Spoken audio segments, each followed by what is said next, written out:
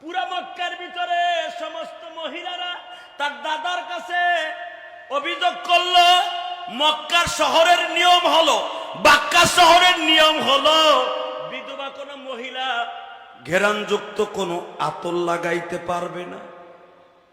মারহাবা বললেন না? যাদের স্বামী মারা গেছে যুবতী বয়সে, কোন দামি আতর তারা লাগাইতে পারবে না।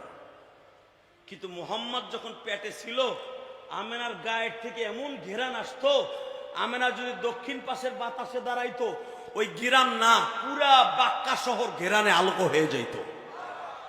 সব মানুষগুলো নালিশ করলো, তার ভিতরে আমিও ছিলাম, যে একটা বিধবা মহিলা এই কম বয়সে মাত্র বিবাহের 6 মাসের মাথায় স্বামী খাইয়া এখন মহিলার দামি দামি সেন্ট ব্যবহার করে।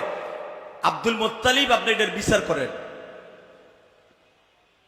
আমার নবী বলে, তারপরে বুড়িমা, যখন আব্দুল মুত্তালিবের কাছে অভিযোগ দেওয়া হলো আপনার পুত্রবধূ বিধবা হওয়ার পরে এত দামি সেন্ট ব্যবহার করে কেন, তখন আমেনা বলল, আব্বা এই সেন্ট আমি কোনোদিন আমার স্বামী মরার পরে আমি লাগাই নাই, এই সেন্টের মালিক হলো আমার পেটে যিনি আছে উনি।